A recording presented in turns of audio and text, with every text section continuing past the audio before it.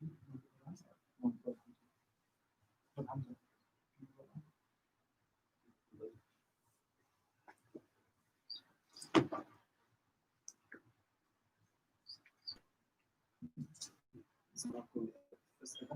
nobody.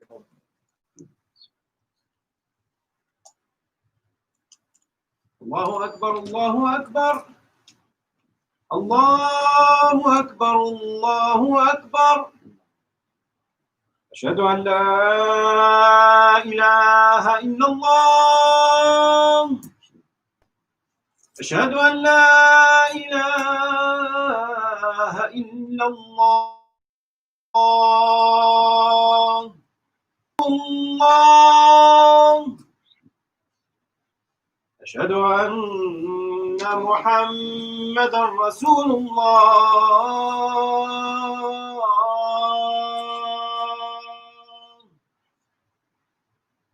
حي على الصلاة. حي على الصلاة.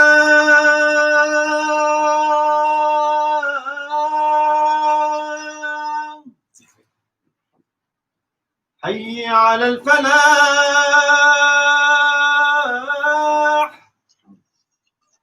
حي على الفلاح.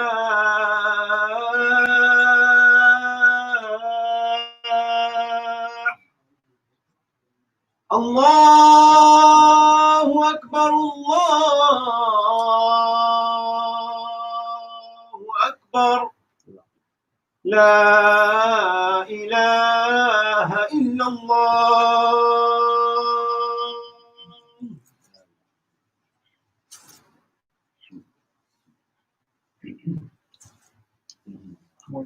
بدأ أحمد السبوسي.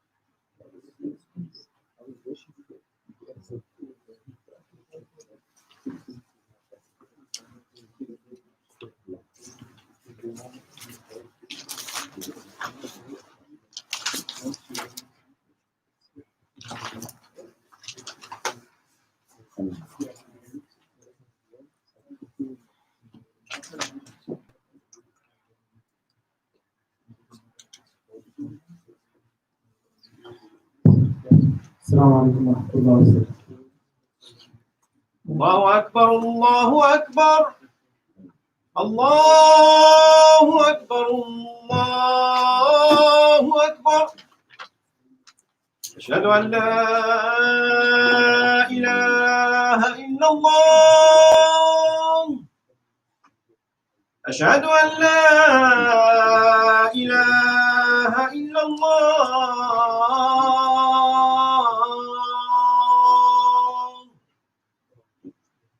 أشهد أن محمدًا رسول الله. أشهد أن محمدًا رسول الله.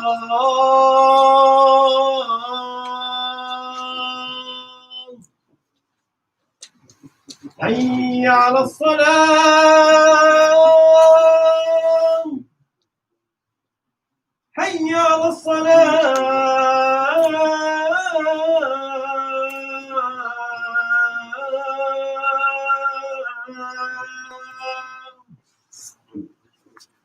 حي على الفلاح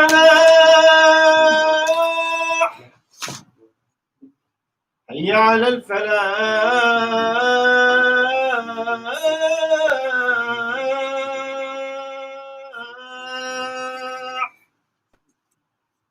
الله أكبر الله أكبر لا إله إلا الله.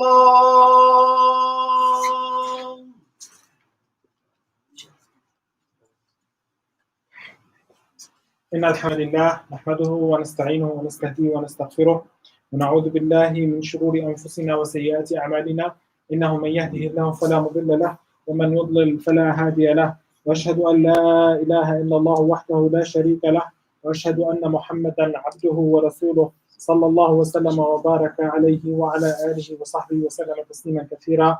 أما بعد عباد الله فأوصيكم ونفسي بتقوى الله. يا أيها الناس اتقوا ربكم الذي خلقكم من نفس واحدة وخلق منها زوجها وبث منهما رجالا كثيرا ونساء واتقوا الله الذي تساءلون به والأرحام إن الله كان عليكم رقيبا. Dear brothers, I ask Allah subhanahu wa ta'ala to forgive all of our sins and to give us all the tawfiq, all the hidayah and the happiness and the blessing in this life and for us, for our families, and to guide us to Jannah inshallah in the hereafter. Dear brothers and sisters, alhamdulillah that we are getting back to the mosque and we are able to have at least a Friday prayer. Ask Allah subhanahu wa ta'ala to keep us safe and to help us continue coming to the mosque.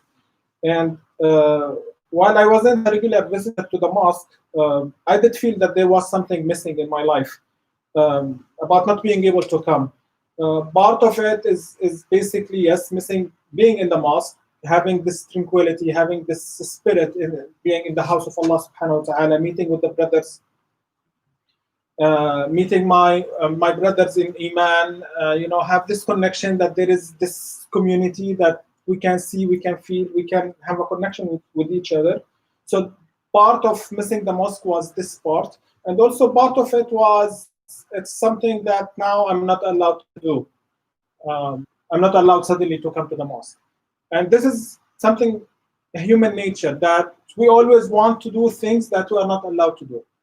Whenever it says no, well, that is our human thinking, that we need to do it. Just because someone is saying no, we cannot, then, that is part of us as a human, to work or to try to act against the orders. And that's why Allah subhanahu wa ta'ala always reminding us with these orders.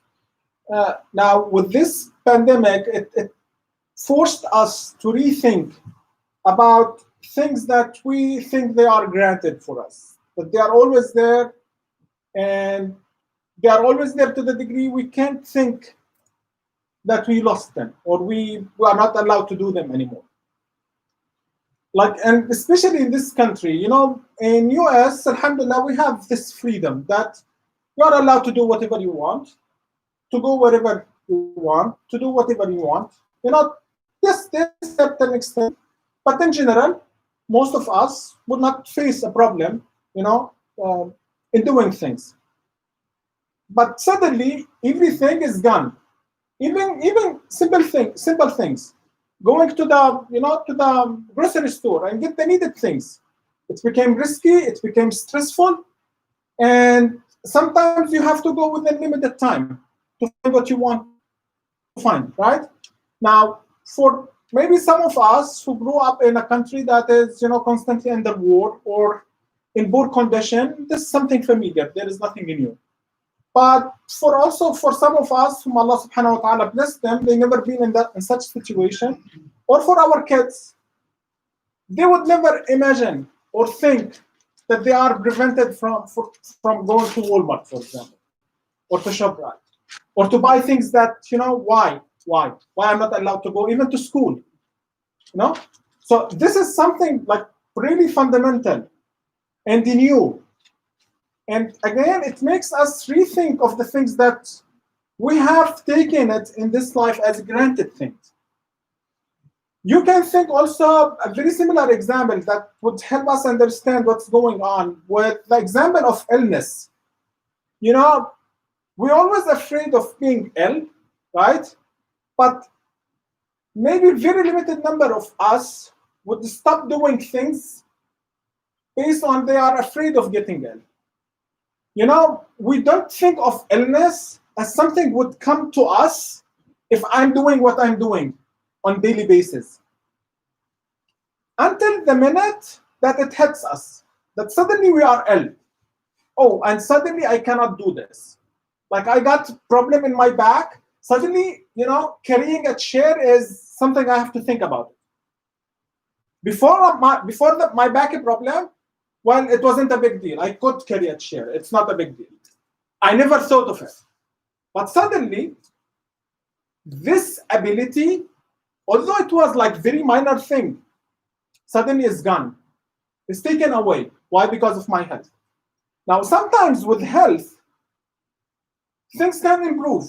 I could restore my back ability, and I'm capable, alhamdulillah, of carrying a chair. No big deal. Sometimes I'm not. Sometimes, or for some conditions, oh, this will get worse and worse every time, and we have to adapt. We have to change. But the concept itself still there. That suddenly there is something that we are used to do, comfortable to do, we're taking it for granted, and suddenly it's done. Now, if we can think of our life, we will find so many things falling into this area. Every one of us can remember when he or she was kid, small kid, in their family. You have brothers and sisters. You were playing all the time with each other. Your relationship was maybe perfect is a little bit extra word, but in general, you know, it was fine. Your brother and sisters, siblings, playing together.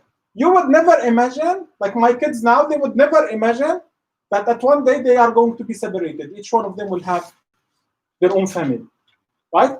This is the same for us.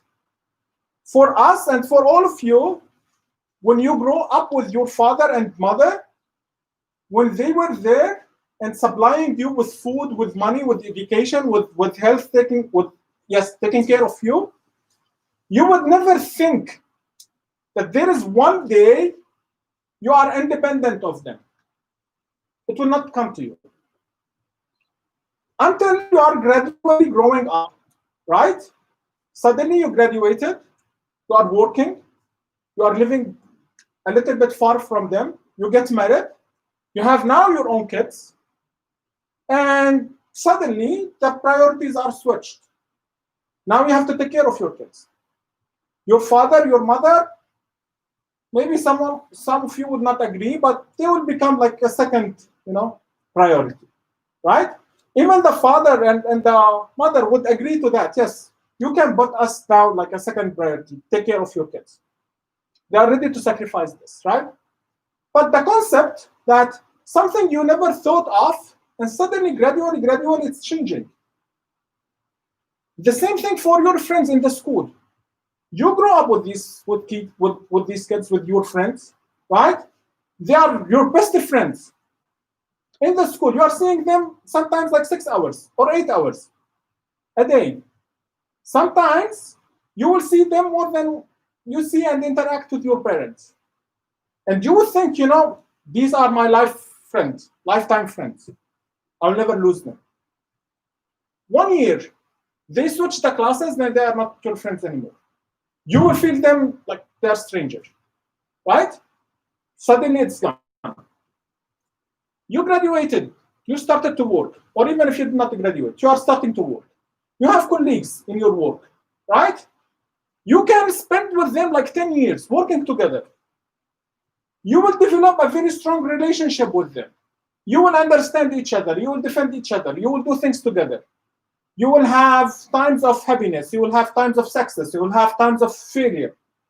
You will have times of struggle. You will go with them, with your friends at work, right? All that time, all together. You would never ever think that one day everything is going to be done. And not because of a clash. None of these, relationship could end it because of a clash, because of a dispute. No. Your relationship with your parent is still good. Your relationship with your kids is still good.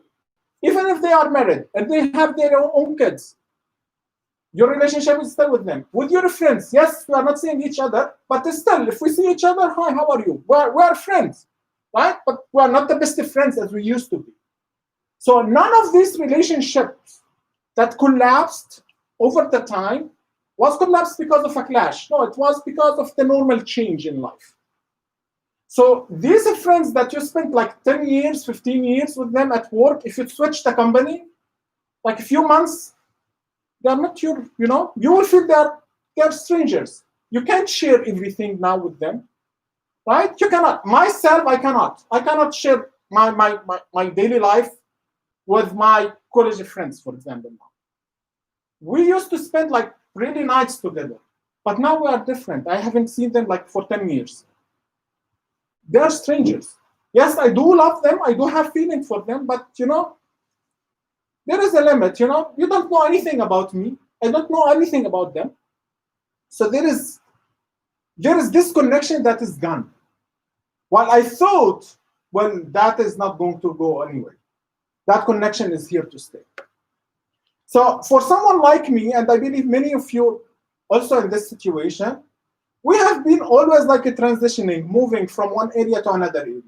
Every maybe 10 years, every 15 years, every 5 years. Suddenly you have to lose all of these friends or all of these relationships and to start again, right?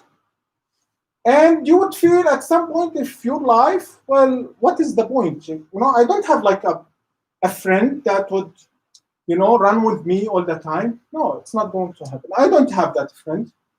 At each time point of my life, there was someone like very special for me. But is there anyone that's very special over like the entire of my life? No, there isn't. So what is the point? How this pandemic and the situation, the social situation we are going through would help us to understand what Allah subhanahu wa ta'ala wants from us. Now, even without that pandemic, the pandemic is just highlighting the situation that all of these relationships are going to collapse at one point or another. Just the pandemic is helping us now to see this collapse. What comforts me when I was thinking in this, and subhanAllah, also one of the scholars talked about the same point. Although he talked about it like maybe in the 1970s. I said, like unexpectedly saw his video on YouTube. Someone uploaded that. But the idea made me very comfortable with the concept. That's why I'm losing all of my friends. Why I don't have any strong friend. Because as he put it, the only relationship that will never collapse is your relationship with Allah. That is the only stable thing across the entire of our lives, should be. Once you start to realize that there is Allah and you are starting to have all of these, prayers and worships and ibadat, that is when the connection is established. And that's where you should maintain it. Every other connection, every other relationship is going to collapse. Allah subhanahu wa ta'ala was with you before you even born, and will be with you even after your death. So our life does not end by death and did not start by birth. Our life was before birth and it's going to be after death. Why? Because of the connection with Allah subhanahu wa ta'ala. So I ask Allah subhanahu wa ta'ala to help us to understand this. We're running out of time. أقول قولي هذا وأستغفر الله لي ولكم فاستغفروه.